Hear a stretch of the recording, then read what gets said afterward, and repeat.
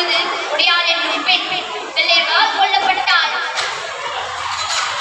வேலுநாச்சியாரையா வேணும் பார்த்தீர்களா என வெள்ளையர்களிடம் பொதுமக்களிடம் வெள்ளையர்கள் கேட்க அக்கூட்டத்தில் இருந்து உடையாள் என்னும் பெண் என் ஜானி பொறுத்தால் உங்களை விரட்டிவிட்டு இம்மண்ணை தமிழர்களுக்கே சொந்தமாக்குவார் என கூற அவர்களின் மரணத்தை கண்ட வேலுநாச்சியார் உடையாள் என்னும் பெண்ணுக்கு நடுக்கல் நடுமாறு ஆணையிட்டார். நடுக்கல்லும் நடப்பட்டது. அது மட்டுமின்றி மகளிர் படைக்கு உடையாள் மகளிர் படை மட்டுமா வெற்றுடையாள் என்னும் கோவிலை சிவகங்கை கோட்டையில் அலங்கரித்து வந்தனர். அப்பொழுது உடையாள் மகளிர் படையின் தளபதியான குயிலியன் என்பவர் ஒரு திட்டத்தை கொடுத்தார்.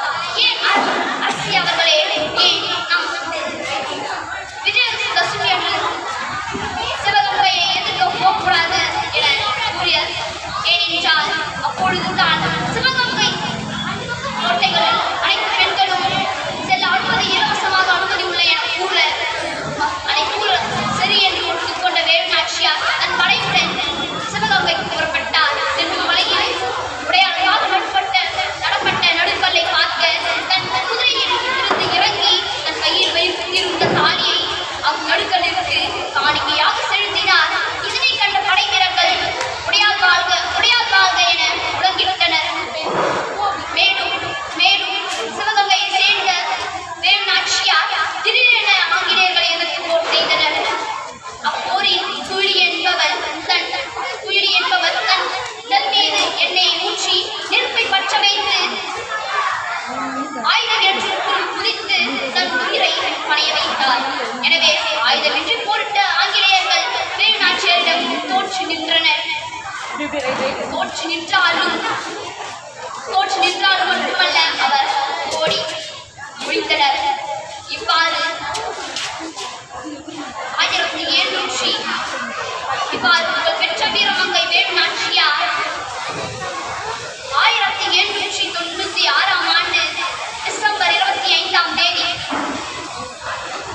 மரணம் அடைந்தார். அவர் மறைந்தாலும் அவரின் புகழ் தமிழர்களின் மனதில் மட்டுமல்ல, ஒட்டுமொத்த இந்தியர்கள் மனதிலும் நீங்க இடம் பிடித்துவிட்டு சென்றுள்ளார். அது மட்டுமின்றி அவர் மரணத்திற்கு பிறகு 1799ஆம் ஆண்டு மருது சகோதரர்கள் பிரிட்டிஷ் கிழக்கிந்திய கம்பெனியை எதிர்க்க மருது சகோதரர்களை 1801ஆம் ஆண்டு அக்டோபர் 24ஆம் தேதி திருப்பத்தூரில் உள்ள ஒரு கோட்டையில் தூக்கிடப்பட்டார். மருது வீரர்கள் மண்ணின் மைந்தர்கள், மரணத்தை கூட சிரித்துக் கொண்டே ஏற்றவர்கள், ஆங்கிலேயரை எதிர்த்து போராடியவர்கள், அரணாக நம் தமிழ்நாட்டை காத்தவர்கள் என்னும் கவிதைக்கு கேட்க வாழ்ந்து வந்தவர்கள் தான் நம் மருது சகோதரர்கள். சொல்லுதல் யாருக்கும் எளிய அறியவாம், சொல்லிய வண்ணம் செயல். சொல்வது எல்லோருக்கும் எளிதாகும், ஆனால் சொல்லியபடியே செய்து முடிப்பனே அறிவனாகான் என்னும் இக்குறளை கேட்ப தன் கணவனை கொன்றவனை கோட்டை தீர்ப்பேன், தன் நாட்டையும் மீட்டெடுப்பேன் என கூறிய வேலுநாச்சியார் சொல்லியபடியே வண்ணம் செயலாக செய்து முடித்தார். பேசுவதும் எழுதுவதும் நன்மைக்காக, பெருமை பெற்றால் அதுவும் நாட்டிற்காக, அறிவு பெற்றது எதற்காக ஆய்ந்து பார்க்கணும் அதற்காக, பிற உயிர் பேணுவோம் பரிவாக, பெருமை புரிவோம் பெரிதாக. வீரமங்கை பற்றி பேசுவதற்காக வாய்ப்பு கிடைத்தது மரமாக, பயன்படுத்தினேன் சரியாக, நன்றி கூறினேன் முறையாக. வணங்கி முடிப்பதே தமிழ் நரம், வணங்குவது என் இரு கரம்.